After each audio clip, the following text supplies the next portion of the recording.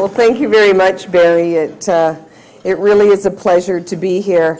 And if anybody didn't know, actually Barry has just become a director in TransLink since January. So I've never known to be subtle, and so I'm just kind of want to make a statement. I want to take this opportunity and thank all of you for coming out to the State of the City address this year. I want to thank the Surrey Board of Trade, the Downtown Surrey BIA, Cloverdale Chamber BIA, South Surrey White Rock Chamber, and Tourism Surrey. Thank you very much for coming together and hosting this event. We really appreciate all the work that you do for our business community, and also the charitable works that you do throughout the community as well. I don't want to let that go unnoticed. Now, I am a very fortunate mayor because I have an amazing council. And I think that many of you have heard, and I know many of you have come to me to talk about the work that we do, the job that we get done, and how we work collectively together in engaging the community, engaging the business community, the citizens. And I have to say that we're progressive and certainly innovative. I want to take this opportunity and introduce these councillors that are here today. And although they work on many committees, sometimes there's a little special something about each one of them that has a passion. And I'd like to first off introduce Belinda Rassotti. And she's done some absolutely amazing work with the crime reduction strategy and domestic violence. And the reason that she's wearing glasses, and I promised her that I would tell her this, it's not because she thinks she's really, really cool. She has had laser eye surgery. So just to get that off. Also, too, we have Councillor Bob Bowes. And I just want to personally thank you, Bob, for your dedication and acknowledge you for the work that you've done for the city, and in particularly the environment as well. So I want to acknowledge you for that. Marvin Hunt, who Intergovernmental Affairs and doing a lot of work with the Federation of Municipal Communities, and also just a lot of work in the global context. Councillor Linda Hepner, you guys can stand. Councillor Linda Hepner, economic development, and just an amazing wealth of information, and manager of economic development for 20 years with the city, and working collectively with all of us and the communities to further that initiative. Councillor Judy Villeneuve, she has dedicated all the years that I've known her, plus some, to homelessness and housing, and making sure that that's on the council agenda. And I want to thank you for that as well. Barbara Steele, and again, many committees, president of UBCM, but also too, one of the things that she has really championed is around seniors abuse, and making sure that the needs of the seniors are front and foremost at the council table. Councillor Tom Gill, finance, making sure that we keep our budgets in line and we're not spending what we're not supposed to be spending, and also too with the community sporting community, and he's done a phenomenal job there. Councillor Mary Martin, Healthy Communities, Surrey Memorial Hospital, and again, a passion of hers that we thank her very much and acknowledge her dedication. We also have here the senior management team, and I saw them over there. I told them they looked rather glum, because every time they come to the State of the City address, they think, oh God, here we go again, we got to do more work. But there they are. And, and I really do want to acknowledge them, and our city manager as well, because we work collectively as a team. And it's not about, you know, often I get accolades for a lot of the things that has gone on with the city.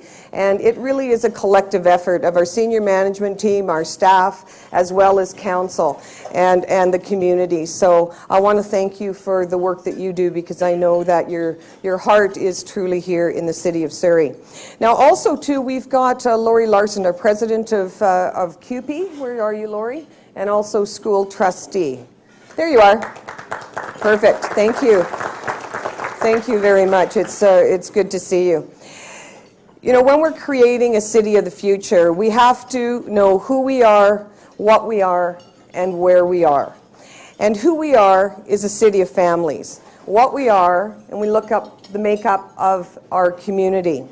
A third of our population is under the age of 19.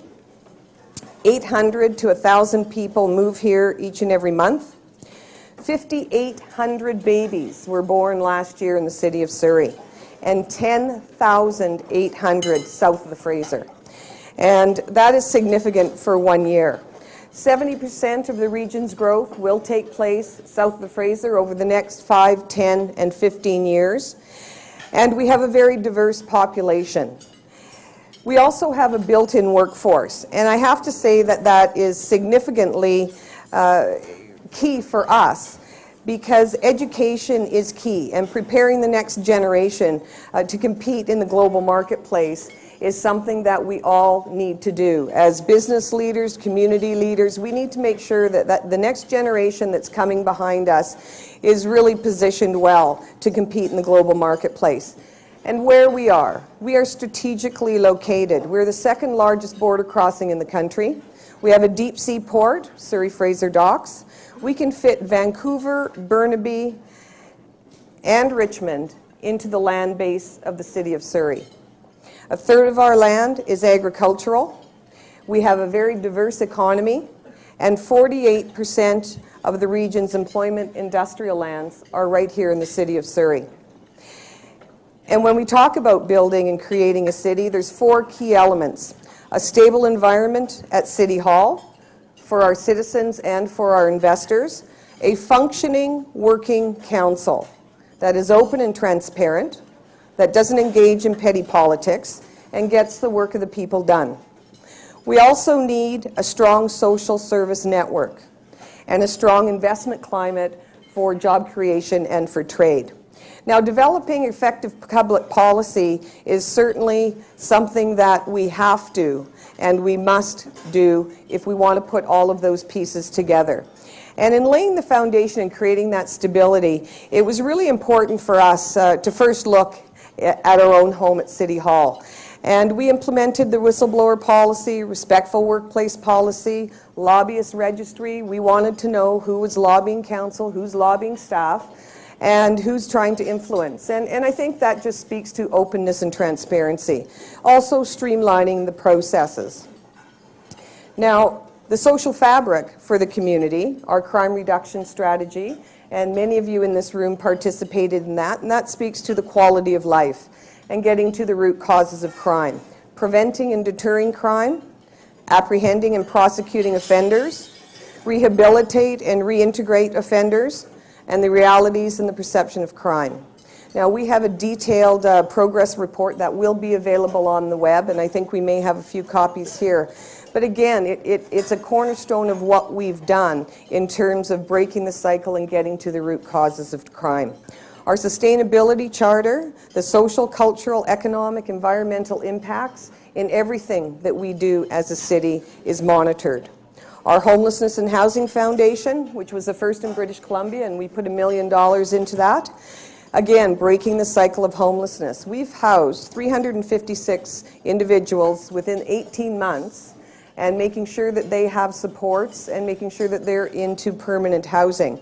And again, that's significant because it's not about warehousing homeless people. It's about really creating a difference and making sure that they get the help that they need. Our child and friendly city strategy, again, that's really looking at who we are as a community.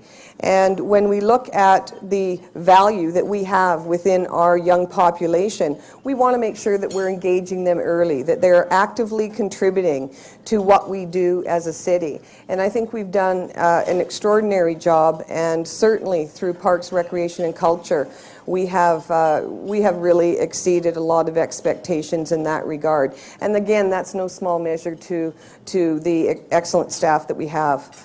Also, too, when you look at investing and creating a strong investment climate, there's many pieces of the puzzle that really need to come together. And creating an investment climate where we have jobs, again, speaks to the next generation in the workforce. Many communities across the country, the young people are leaving the community to go elsewhere to find work and to develop their profession. And that's something we don't want to do. So when you have that stable climate, we have the lowest residential taxes in Metro Vancouver, second lowest business taxes in Metro Vancouver, and the Real Estate Investment Network just named us this year, the third year in a row, as the best place in BC to invest. And I'm so happy about that.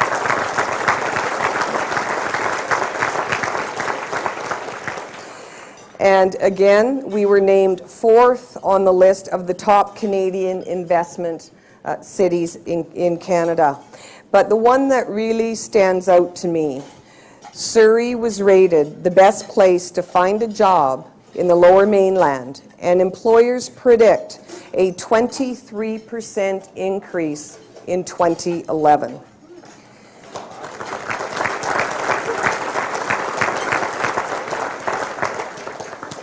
And many of you have heard me before when we talk about building the second metropolitan core of the region. Vancouver Metropolitan Core, Surrey Metropolitan Core. And again, when we look in that context, we have to look at how are we going to build the city.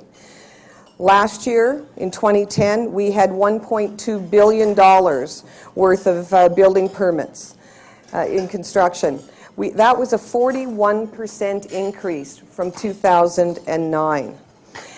And again, when we look at what impedes us and how we look at our processes through City Hall, and we continue to do that within every department. We've done audits, we've audited certain departments in terms of efficiencies, and we've looked at implementing many efficiencies across the city. But also, too, we just recently, a couple of months ago, set up the Red Tape Reduction Advisory Committee. So again, we will look at and we will engage the business community, we'll engage the residents of the city, and as well work closely with council in terms of seeing is there anything else we can do better.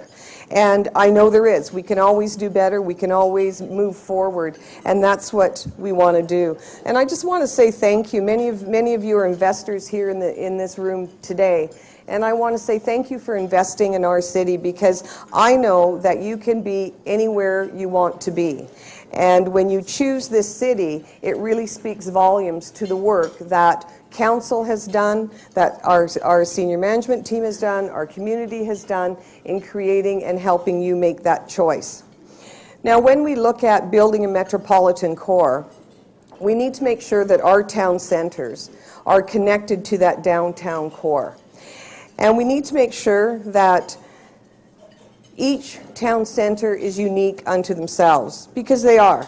We launched a significant initiative called Town Shift, and that was the largest design competition ever launched by a Canadian municipality.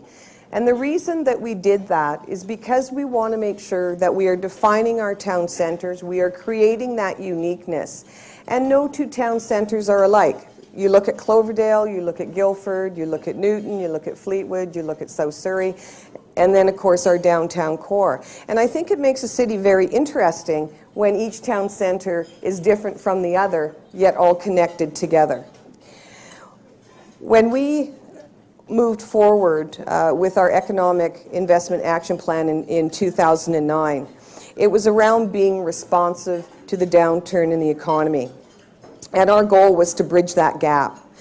Now, we looked at the provincial government, their stimulus package, the federal government, their stimulus package, and we thought, as a municipality, what role can we play? Because it will affect each and every one of us in our community if jobs are lost, people's homes are being foreclosed on. And we came forward with a plan, and 4,200 jobs over 3 years to create that, and also compress our capital plan of $465 million. We needed to cut expenses, and we needed to find new sources of revenue. And I'm happy to say that we have touched that on each and every point. We continued that phase 2, 2010, again, creating economic stability. We needed to be aggressive, and we needed to be innovative. Now, the Build Surrey program, and every one of you has a copy of that on your table, and I encourage you to have a look at it. It is absolutely a wonderful document for the community.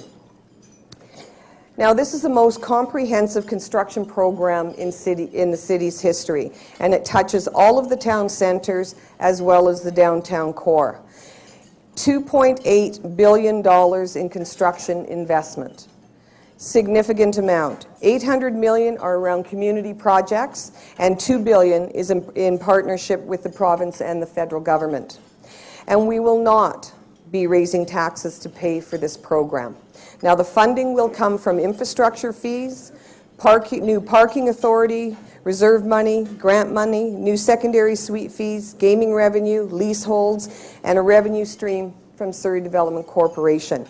And for me, that was important. When we look at how we build a city, we don't want to bear that onto the residents, because I think that when we only have 8 cents of the dollar, we get hit enough every time we turn around. And of course, other levels of government are certainly wanting to have access to what we have in terms of property taxes. Right, TransLink? Sorry. Just thought I'd get in. I digress. You know, I just want to really acknowledge all of the TransLink directors and their board members and staff who are here today and that have come out to hear this speech. So I just want to say thank you. Thank you for being here. And I know we have a meeting after this, so it'll be great. So, as I said, I digress, so I'll go back to what I was saying.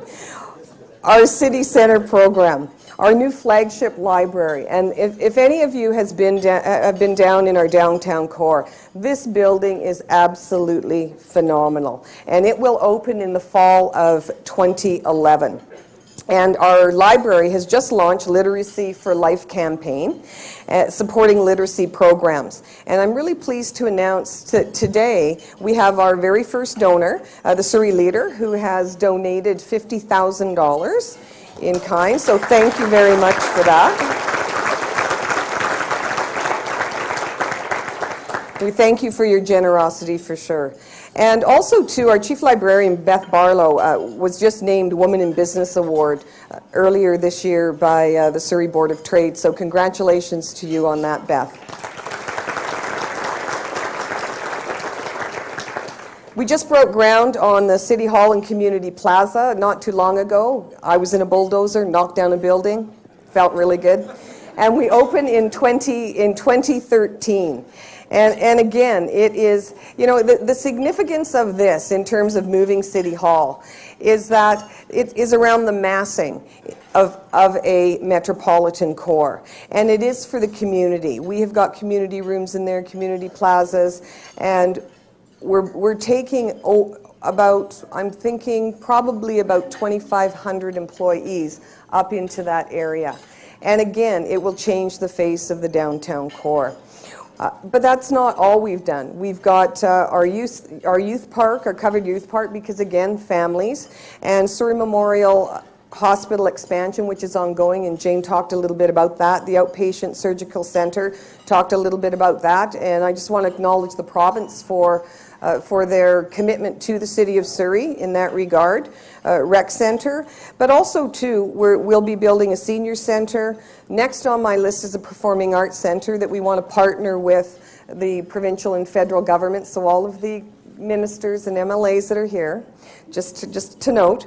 Performing Arts Center, of course, is key because the arts are key if you have a downtown metropolitan core. And of course, our Surrey Simon Fraser University expansion.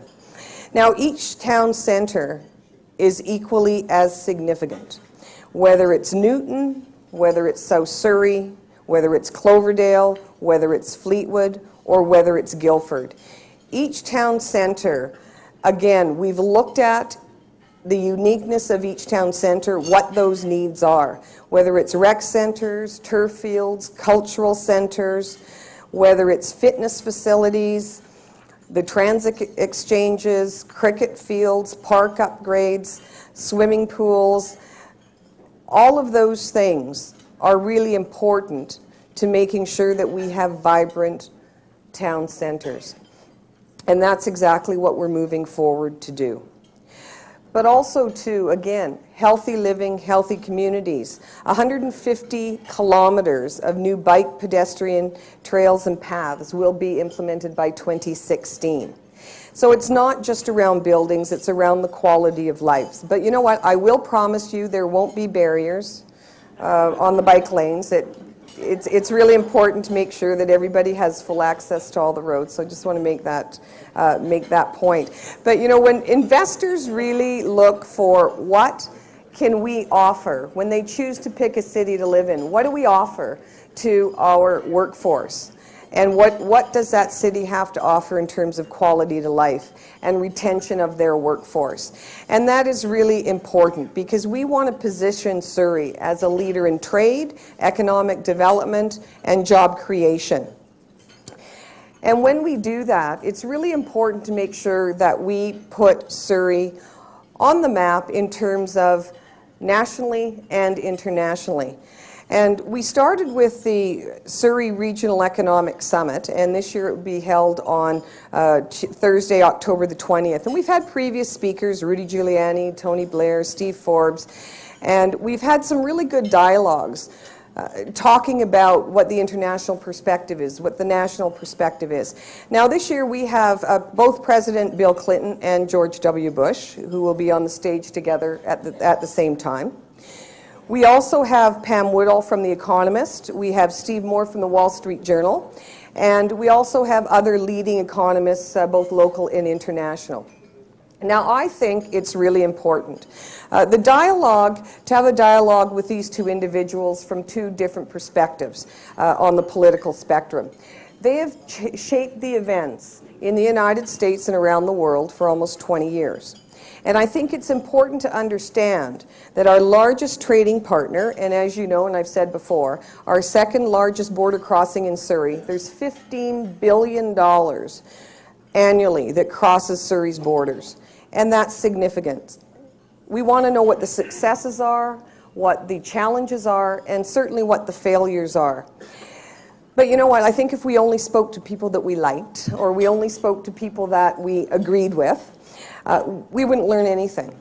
And I think if there's a bit of controversy around whatever it is that we're doing in terms of having that dialogue, I think it's good. And I think we will learn from that. And I just want to say that if you go on www.surrey.ca/summit, you'll have all of the information on that upcoming economic summit. Now, I want to talk a little bit about the India business mission that came out of last year's summit. Because last year's summit, we talked about diversifying the marketplace because of what was happening with the U.S. economy. Where do we look? What's our natural alliance? So we looked at India. And because 27% of our population is from India and South Asia, and so it was really important to look at that natural relationship. And many of the companies are here today. I think we have a table of all of the people from the... Okay, stand up, take a bow. You guys did awesome work in India. Come on.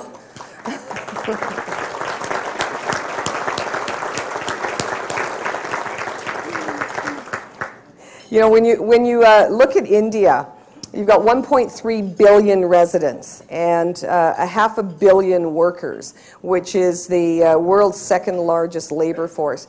But what we focused on was clean energy, education, wood and manufacturing, film and entertainment, health and information and technology. And we had over 32 delegates, 24 companies, and a grueling 110 meetings. It was absolutely unbelievable. But you know what? We did a lot of work on the ground before we left, both here in Surrey, in the region, as well as in India. And I'm a very results-oriented person, and I want to measure what we do, and I want to make sure that we have successes. There's no point in doing something and never measuring it because you don't know if you've succeeded or if you've failed. And I have to say that coming back from the trade mission in India, it was certainly a success beyond my expectations, most certainly. We came back with 4 memorandums of understanding that were signed. 40 containers of fir lumber are going to be shipped to India this month. and another company for the very first time who's never done anything in India. Shipments of pine, fir, and spruce will also be sent to India this month. There's also a deal to supply 8 hospitals with their instant HIV tests, or the test kits. And Simon Fraser University, a letter of intent with Indian universities to develop a joint PhD program and an MOU related to fuel cell technology for buses. We continue to work with Simon Fraser University because they play an absolutely key role in the initiatives that are undertaken and the changing way traditional education is delivered. And I think that is key when we look into the future, and I hearken back to the fact that we need to be preparing our kids, the next generation, to compete in the global marketplace. And Kwantlen Polytechnic University, another key player in innovation. And I just can't stress enough because, and the reason I keep asking this question is because I don't think we're doing the job right with our kids. And I think what we need to do is make sure that our educational institutions are, number one, properly funded, that they're giving our kids the proper opportunities, and that our kids have access to all of those universities here in Canada.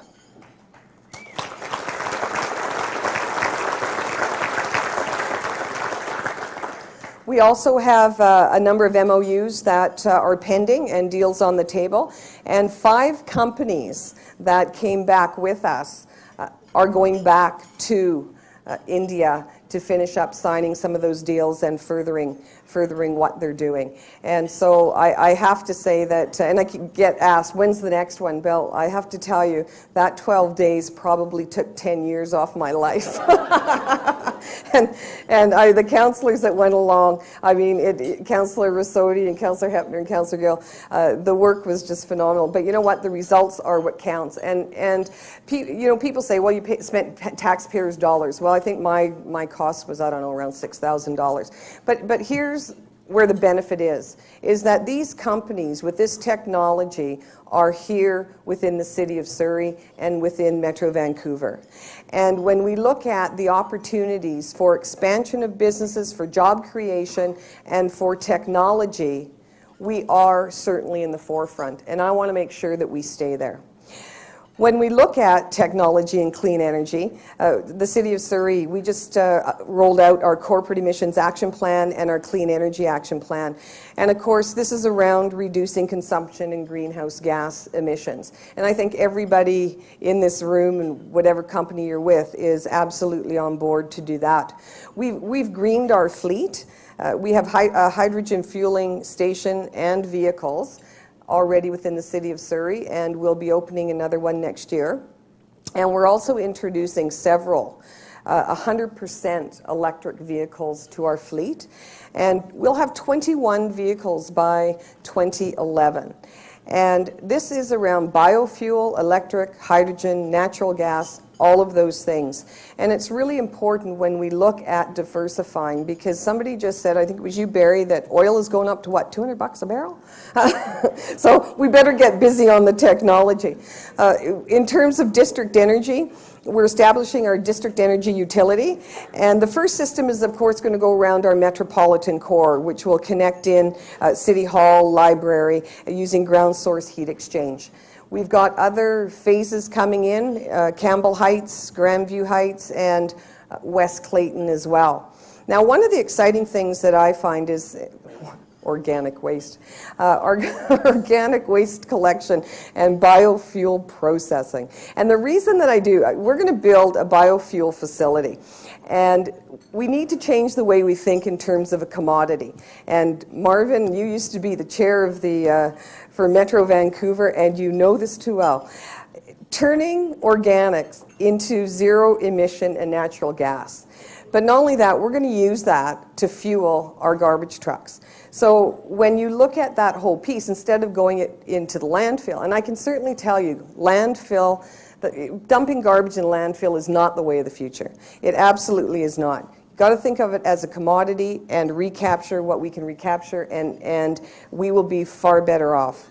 You know, when we look at greening our fleet, when we look at our the fuel that we're, the different types of fuel, and I look at the technology that we have here in British Columbia, in Surrey, in the Lower Mainland, and here, and I have to say that it saddens me that we have to export our technology.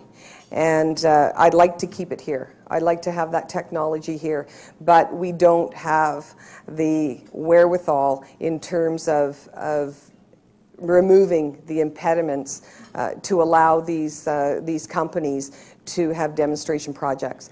And that's one of the things that we will be moving forward on with our Clean Tech Hub, is making sure that there's opportunities to test the technology here in Surrey, the Lower Mainland, in British Columbia, as opposed to going elsewhere and exporting that technology.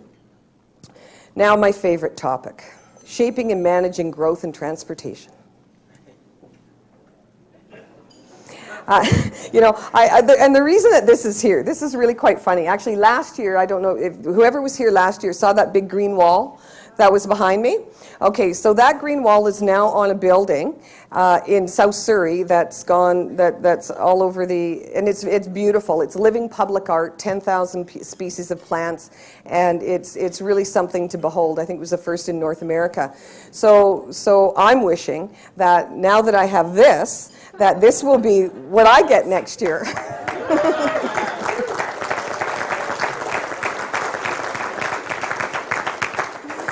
And we are growing so fast, and we have to look at options for transportation.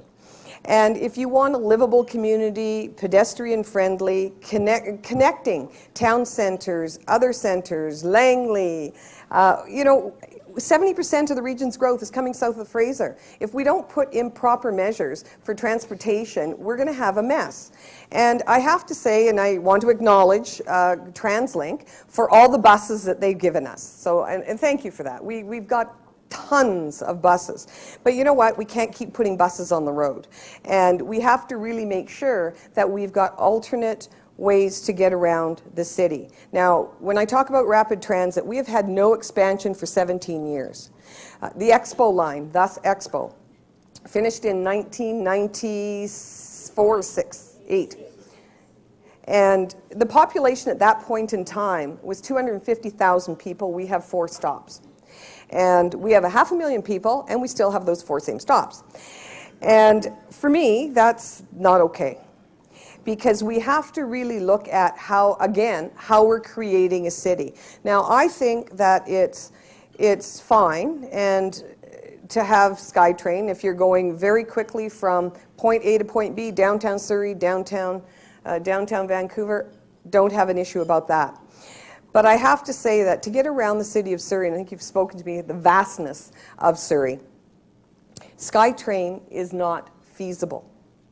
It's billions and billions and billions of dollars, and I've heard, comments around that well, it's more efficient and it is actually in the long run cheaper. And I'm going to disagree with that for the simple reason it depends on what it is you want to use it for. If you want to go from point A to point B as fast as you can, yes, use SkyTrain. But we don't want to go to point A to point B within the context of the city of Surrey or south of the Fraser. We want at-grade rail. We want to create that vibrancy. We want to make sure that there's opportunities for economic development. Now, when we were down in Portland having a look at their system, and it's multimodal, and that's what we need to have here, it was amazing. There was, I believe it was $31 billion worth of economic development along the at-grade rail stations. Now, to me, that's a win-win proposition. So I don't want to have SkyTrain cutting our communities in half, monolithic structures of concrete everywhere. That's going to destroy the city. And I really want to make it very clear in terms of where we stand on that issue. I have not had one person come up to me and say, nope, I want SkyTrain. And I think that it has its use. It absolutely does. But it has to be multimodal. And we can use at-grade rail, we can use SkyTrain, we can also use streetcars. And I think you have a much better city when you have all of those choices implemented. And we're looking at a number of routes. City Centre down 104th to 152nd, City Centre all the way down to South Surrey. And Peter, you'll be happy to hear about this. Fraser Highway between City Centre and Langley. How about that? But you know what? Again, it is around transportation and land use go hand in hand. And I think it's really important when you're planning, and it comes to planning. We don't have an integrated transportation plan, an integrated land use plan for the region, or a sustainable funding policy. All of those pieces have to come together, and then we'll create the livable, vibrant metropolitan core for the entire Metro Vancouver. And that's where we're headed. That's where the city of Surrey is headed. And I know that my colleagues, Mayor Fassbender and Mayor Ferguson and many of the mayors south of Fraser are absolutely on board with that. And so I thank you. I thank you for that. Because when we come together, I think it's really important that we decide what we want as a community for our community. And that for me is really a key piece. One of the other challenges, and I've said it through this talk that I'm having here with you today, again, is around the education piece. And we have the largest school district in the province. We have 68,000 students. Now, since 2006, we've had 4,000 students. That means 8 elementary schools. And we have had no capital funding since 2005. We have over 200 portables, and it's taking up space, valuable space for kids to play. And as a council, we've been very vocal in terms of how are we going to make this work with the province. The province funds us, and we want to make sure that Surrey really gets what we need. And the Community Link program, Victoria and Vancouver get 3 times what the Surrey students do. And that's not fair. There has to be fairness and equity across the line. It's not about taking it away from another community, giving it to another community. Let's just be fair and equitable. And I think that's all we've ever said. Last week, the city, jointly with the Board of Education, announced that we were reopening East Clayton Elementary School to ease some of the overcrowding in Cloverdale. And so we've done that, and that's a stop measure. That's a Band-Aid solution. So I will be meeting with the minister, with Minister Abbott, and having those conversations, and I know that the Board of Education is meeting with them as well. But one of the things that we want to do is make sure that students succeed. And when they succeed, the community succeeds. Now, when we talk about advancing our communities, open and accessible government is something that we've, like I said, we've really been very, very strong on. Now, we launched our new website last year, and it was the first site in Canada to have access to live council meetings on any mobile device. And in fact, the entire website can be accessed on a mobile device. And for the first time, we are live streaming this event. Everybody say hi. Live streaming this event. And it's amazing when you look at technology and how far we've come, because actually I just asked my kids or my husband, and get an answer. But developing healthy communities, it's around walking and biking and pathways, green infrastructure, and connecting those communities and protecting and managing our ecosystem. And we're really proud of the record that we've been able to move forward with. 12,400 trees were planted last year, and we set aside 110 acres of parkland. Now, we have a total of 7,800 acres. 7,800 acres of parkland, protected open spaces, wildlife areas, and parks. And I think that is quite significant for a city. And last year, again, dedicating $30 million to new parkland and natural area preservation. One of the things that I'm extraordinarily proud of, we had 1 million visits to our Parks and Recs program last year. And it just speaks again to great programming and of course our staff. As I said earlier when we were talking about the performing arts center, beautification and public art are really important, and they're key components of a healthy community. And the environment in which you live in really dictates how you feel about where you live. And we'll be unrolling some significant public art pieces that will be throughout the community throughout this year. A safe community is a livable community. And we have seen some significant decreases over the past number of months in terms of our crime rates. Now, it's around innovative programs, bait cars, crime analysts, crime reduction strategy. All those initiatives are contributing factors. And it's important that we're on top of those issues, because we can't say, well, we've had a whole lot of successes, now we'll just move everything over here. We've got to make sure that we're on top of it. And I have to say, the crime analysts that we have are extraordinary, and I think Surrey's got 9 now. Now, we identify what the hot spots are, we know what types of crimes are being committed, and what time of day those crimes are committed, and we can really use this information for intelligence-based policing, and that really affects change. And so we work very, very closely with the RCMP. We're the largest RCMP detachment in the country, and we're very proud of all of the good work that we've done, that they've done, as well as have done with us collectively. Helping our most vulnerable citizens is something that, again, you can't take the pressure off, especially when you're talking about homelessness and housing and support services. And we've seen some incredible changes over the past few years, actually, regarding homelessness, the amount of social housing that we have received in the city. And we've always had a very good relationship with the provincial government in terms of being innovative and making sure that we have those beds available here. Because I really believe that taking care of the most vulnerable people in your city really speaks to how you will become a city and how strong you will be. And who are we? Of course, we're a city for families. And we're known for events and celebrations and festivals. And we had our Surrey Olympic celebration site, it seems like such a long time ago, with over 275,000 visitors, which was absolutely unbelievable. We won Best Entertainment Event by the BC Events Award.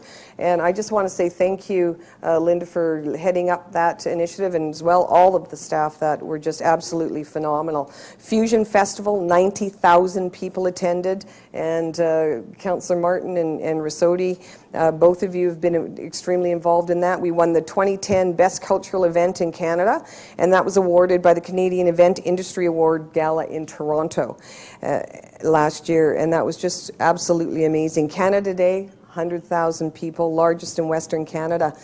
And upcoming, of course, we've got our Vaisakhi celebration, which is the largest in North America, and just a wonderful event to really attend.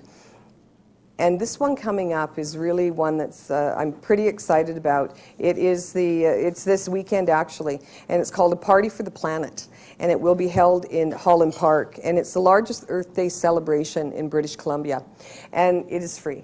We want to make sure that we can provide festivals and events free to the community and make sure our kids have something to do and make sure that they're really experiencing the fun that they can have.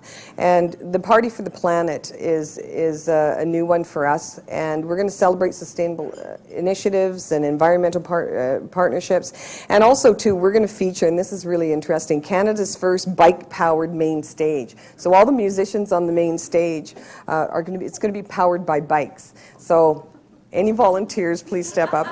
But I'll be there. I'll be pedaling away. And also to our first green zip line. And it's going to be interesting because I personally have never been on a zip line, and I think I'm going to be on one.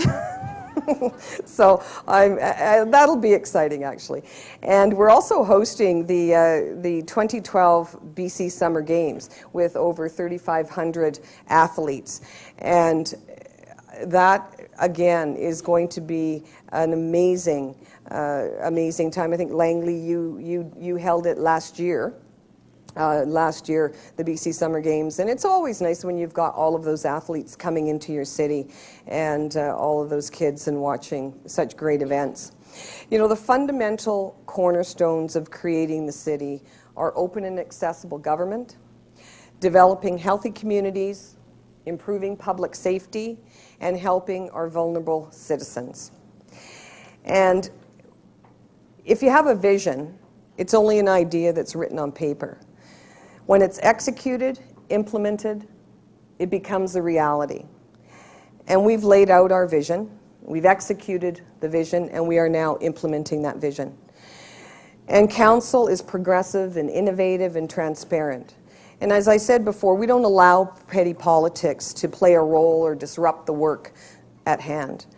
And I do believe that the general public really expects their leaders to lead, get the job done, fulfill their mandate. And I believe that we have done that, and we have delivered on all fronts. We've worked collectively with the residents and the business community, organizations, and levels of government. And it's really important to really recognize that we all have a role to play. And I really see that in the community, whether it's the business community, community organizations, other levels of government. It's about all of us coming together because it's our city. And when we take that into context and we really own a piece of that, then we have the ability to create the city of the future. And as mayor, I just want to say thank you to each and every one of you that are here, because you certainly have played a role in making this the city of the future. Thank you.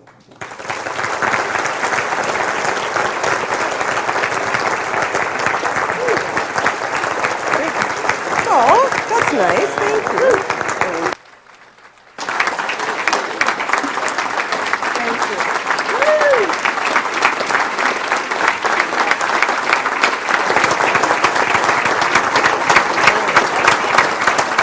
Okay, you're up. Okay. Thank you. Now, I'm hoping that's for me, for the sunshine. Do you know, I've never been given a standing ovation, Mayor Watts, but I was... Okay, everybody up for Mark. No. All right. No, I didn't expect that. I was just going to tell you that last June... But thank you. Last June, when the weather was so crummy for about 4 straight weeks, I was booed at Save On Foods in the frozen food aisle. No kidding. I was booed. My kids were there, so it's tough. That was spectacular, and thank you so much. That was just awesome. There are several questions. Now, we don't have time for too many, and I just want to have one or two. You know, I was looking through them, and you covered everything in about 10 of the questions that I grabbed already, so I won't ask you about rail and about education and things like that. There was one here I don't know if you included in the PowerPoint, and is any thought being given to developing a large trade and consumer show facility in Surrey? We would certainly support such a move. Was that in there? Or is Okay, Bill. Yeah. That's got to be your question. Actually, yes. Yes, and yes. We've just gone out for expression of interest in terms of looking at that and having that process. I believe that process is closed now. And we've got several companies that have come forward expressing that interest in doing that. So absolutely. Okay. You know, these you've all covered, and I apologize. Thank you for the questions. They're all going to be answered. It was about international marketing plans. Perhaps you've already answered this, I think. International marketing plans that Surrey may have next in line. And again, you just had your trip to India, of course, but maybe you want to expand on that? Well, yeah, absolutely. And I think it's important to note, too, our Economic Development Department, and along with our Council Liaison and Chair Councillor Heppner, we actually have just moved forward in terms of doing a whole strategy around international marketing, because I think it's really important, again, when you look at where we're positioned within the region and our borders, it's significant. So yes. Okay. Well, that was terrific, as I say. That's it? That's it. You know, as I say... You know, hang on a sec. I don't know, because you know what? Actually, Jim Bennett. Okay. Where's Jim? Oh, there he is. He's hiding. You know what? He handed me a question. Okay. And the question said, who does your hair? There we go. Thanks, Jim. I'll tell you later. There were several more. I grabbed 7 or 8, and as I say, you covered them very, very well in your presentation. Thank you so Thank much. you. But again, I ask, stay just for a second, Mayor Watts, if you would. I ask Carrie Stocco from PwC to come forward to officially thank our keynote speaker.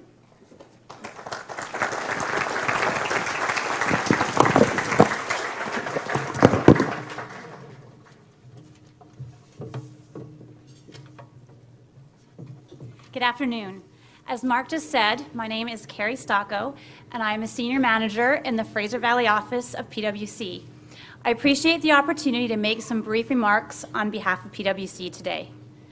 I wanted to start by thanking Mayor Watts for her leadership and dedication to this community.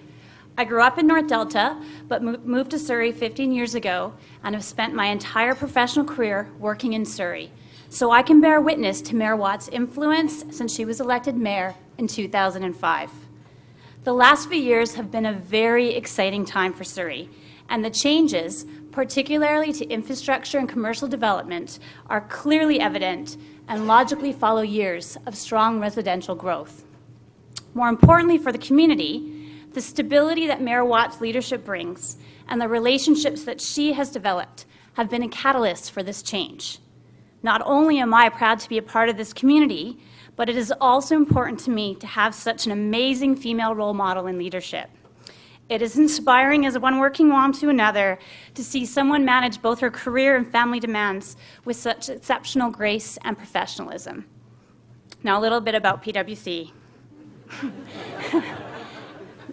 PwC's Fraser Valley office is truly a dynamic group of professionals who are passionate about client service, our people, and our community.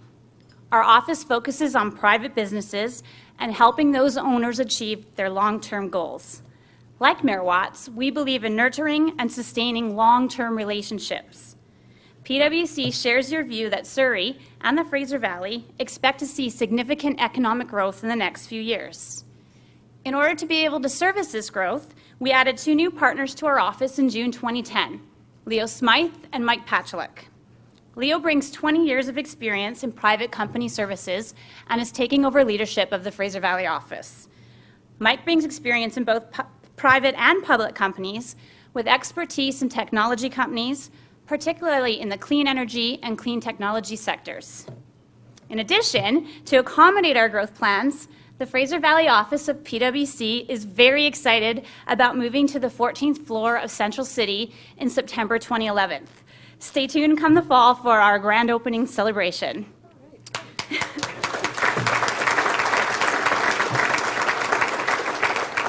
We look forward to Mayor Watts and the Council joining us in the City Centre once the new City Hall is complete. PwC was also very fortunate this year to have Kevin Mickleby, the Fraser Valley tax leader, participate in Mayor Watts' business mission to India. PwC saw this trip as an excellent opportunity to foster relationships and expand our network, both locally and globally. We want to congratulate Mayor Watts on the success of this trip, the Economic Summit, and other initiatives that have all brought the international spotlight on Surrey. Mayor Watts, on behalf of PwC's Fraser Valley office, it is my pleasure to present you with this gift, which is a donation in your name to the Tiny Bundles program at the Surrey Food Bank, and thanks for speaking at today's luncheon.